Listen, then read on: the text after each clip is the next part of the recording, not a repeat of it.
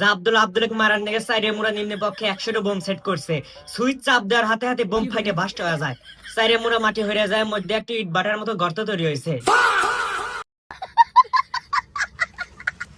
আব্দুল উসাদ থেকে পড়িতেছে আর আব্দুল নিচে বালু আর সিমেন্ট দিয়ে মাল মাহিনে আসলো। ওই কারাই এনে নিচে থই আব্দুল এসে কারার ভিতরে পড়ে, তারপর উঠে যাবেন না 1 সেকেন্ডের ভিতরে পাথর হয়ে যায় একবারে। আব্দুল এবার হেলিকপ্টার নিয়েছে, হেলিকপ্টারের ভিতর থেকে মিসাইল মেরে দিছে আব্দুলের বাড়ি। কিন্তু আব্দুলের বিছনা এত নরম, বিছনার উপর মিসাইলটা পড়ে ধপ দিয়ে উঠতে উঠতে আব্দুলের কোলের মতো এসে পড়ে মিসাইল। আব্দুল বুদ্ধ হয়ে ছদ্মবেশ নিছে। ভাই আপনি যার বাড়ি ভাঙবেন না, ও আমার চরম শত্রু, আপনাকে আমি সাহায্য করতেছি। ভাই এই যে ডানে ডানে, ভাই ভাই আরো লাইন সামনে। হ্যাঁ হ্যাঁ ওইসে, স্টপ স্টপ। ভাই একবার সই সই, আপনি সুইচটা চাপ দিয়ে একবার ভত্তা বানা হলান বাড়ি।